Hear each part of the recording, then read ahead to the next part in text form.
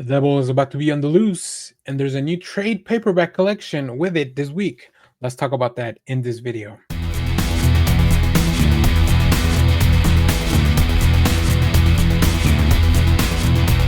Hello, everyone. Dan here from the Next Issue Podcast. This week marks the release of the collected edition of The Exorcism at 1600 Penn. If you haven't read this, it's a darkly imaginative comic that asks, what if the White House was haunted by something far worse than politics? Written by Hannah Rose May, with art by Vanessa Del Rey and letters by Hassan Otsmane Elhouse, and colors by Jordi Belair. This book brings a mix of political intrigue, horror, and the occult warfare that the most famous house in America. The collection edition gathers this full story into one volume. This contains 5 different issues that came out. We've actually have a review for all that in the channel. So this makes it the perfect time for you to experience it, whether you're new to the series or you want it all in one package. So if you're a fan of horror with a twist of political satire, definitely head to your local comic shop or bookstore and grab yourself a copy of Exorcism at 1600 Penn. I really love for people to go out and check out series like this because it encourages the writers and the publishers to make more cool things like this. Now, to celebrate its new release, please check out my original video review of the series, and let's take a look back at these thoughts from when these issues finally completed the series in single issues. So please enjoy this video and let me know what you thought about the series down in the comments.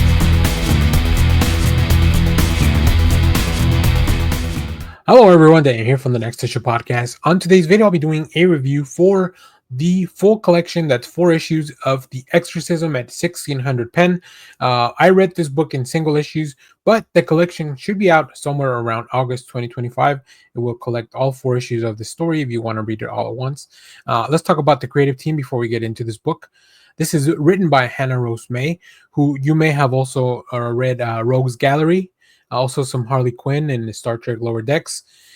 We also have art and covers by Vanessa Del Rey, who's worked on The Scarlet Witch, colors by Jordi Belair, and letters by Hassan Otsmane Elhouse, both of whom you've probably seen and read and seen a lot of their work. They're very prolific, very prolific creators. So, in this book, Kelly Doyle becomes the first female U.S. president amid intense global and domestic pressures. When her daughter Mara begins acting violently, something darker than politics emerges. That is demonic possession in the White House. The first family must confront the supernatural evil while balancing national security and personal faith. So I'll go a little bit more into detail in each issue a little bit on. But before I go into that, I think this book is really great because of the atmosphere that it creates. And a lot of that is driven by Del Rey's art. It is dark, it is gritty, it's scratchy, it's got this texture to it. Also, the colors by Jordi Belair, like the shift in tone of these colors, just really bring you, like, you'll see some panels that are fully lit because it's a regular scene, but then when things are going awry, when the presence is being felt in the White House, it just, like, the tone changes, right? The colors get darker, everything just really gets lost in almost the void. And then of course Hassan Otsmane has, like, the lettering work, whether it's noise or just like the way that the voice changes from when it's Mara, or if it's just like the demon possessing her, like all that stuff. I've talked about audio, lettering being the audio for a comic book. So the fact that you have to make those changes, you have to shift it, not just tonally, but also the way that it looks. I love bringing up when lettering is done well, it goes very much unnoticed, but it's definitely an under talked about and underrepresented part of the comic book creation process. So make sure to check that out when you go into read a book. Just check out the lettering, pay a little bit more attention. But everything came together very well. I remember doing a review for the first issue, and I knew that this was a 4-issue series, and it was going to be more rewarding for me to read it as a whole, and it really was. Because once I got to the end of the last issue, I just wanted to know what happened next. And I'm reading so many books month to month that I didn't want to undercut that experience of going from one issue to the other. Also, this is 4 issues. Like they're a little bit longer than a regular issue, but of comic books. The whole collection's about 120 pages, so it it really kind of grabs you and goes to the story. It takes you to a lot of these different places. Yeah, it's really cool. I like that we focus on everyone in the family, not just the president. We focus on her husband. We focus on her kids. The way that life changes when they become the first family, right? The kids have to go to a specific school, and everybody knows who they are. There's a lot of commentary about social media and how that plays into just everyday life, whether you are a regular person or whether you are now the focus of all these things because you are the daughter or the son of the president, the president.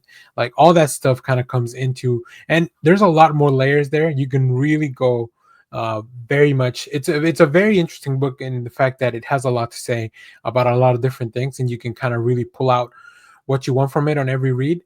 Especially on the second read, I really focused a little bit more on the family aspect as opposed to the political climate of the book. So that was really interesting. I read because I read the first issue twice. Once when I originally did my first review, and now that I'm doing it as a collection. So it's really great. Like I said, the art, everything comes together. I think that the characters, you really feel for them. You kind of put yourself in their position, and also if you just like exorcism stuff, like this really plays with those themes very well. The fact that nobody believes that there's an exorcism happening, and even then, like if you do believe, nobody knows how to deal with that kind of stuff, right? So it's really really interesting. There's a lot of ideas and themes about like power and vulnerability as you kind of see how even the most powerful person in the country is exposed to a lot of things, right? Whether it's political pressure from other individuals, whether in this case is the more supernatural aspect of it, of the demons, the social media pressure, like just everything going from all these things. Also balancing family versus a career. I think that's another thing that really plays into the series, especially for Kelly, who's in a role that she's the first person that's really accomplished this. So like, how would that even play out? And then of course this news cycle, or the idea that just because something has happened doesn't mean that it's gonna die down, right? The kids have an incident at school, and that is kind of now gone viral on the internet, and that really kind of comes back to mess with them, with their minds. So and then also just like questioning your faith.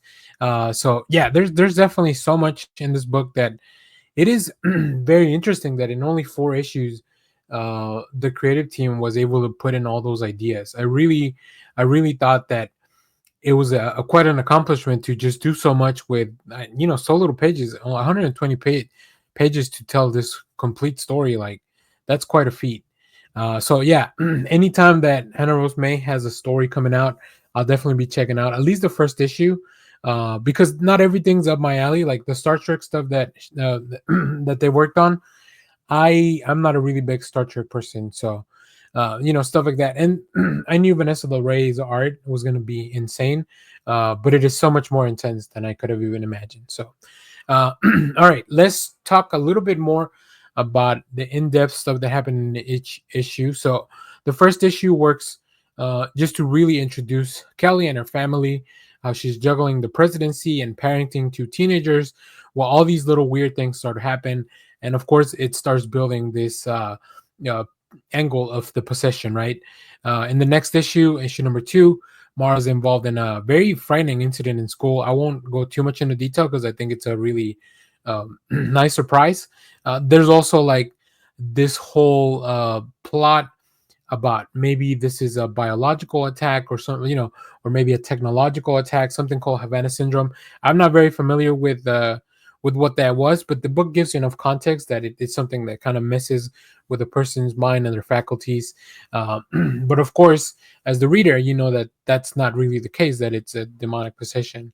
And then, of course, the discovery that maybe some of the theories that in issue 3, we discover that some of the things that are going on politically may be true as well. So it just raises the stakes. In the meanwhile, Kevin, who's Mara's brother, goes down his own because nobody will believe him that her sister's possessed. and she needs help. And then in the last issue is just the big climax, big scenes with an exorcism, the Vatican's involved, and it just really brings everything. How much of a believer, how much of a strong person is Kelly and her family to kind of keep everything together. So, yeah, this is a really entertaining book. As I mentioned, I'll definitely read more stuff from Hannah Rose May, which I think just recently announced the book. So that's going to be very interesting to follow along as well. And even really like recently, it was announced that Hannah Rose May will team up with Utkarsh Amdukar for a new comic with Dark Horse called The Guy in the Chair, which will be another 4-issue miniseries that's kind of a blend of spy and a romantic comedy. So that should be really fun. That's coming out in October of 2025. So stay tuned to the channel. We'll definitely be covering that. Maybe we'll reach out to Dark Horse, talk to the creators. I think that would be incredible. So, but if you have read The Exorcism at 1600 Penn, let me know what you thought about it. Let me know which ideas were more interesting to you. Let me know what you thought of the art and the lettering, everything I talked about in this video. As always, thank you for watching, everyone. Remember to share, like, subscribe, hit the bell so you know when we go live. That is most Saturdays, 10 a.m. Central Standard Time. And stay tuned. We have some comic reviews, trailer reactions, TV recaps, movie reviews, all that fun stuff here in the channel. Thanks for watching, everyone. Bye-bye.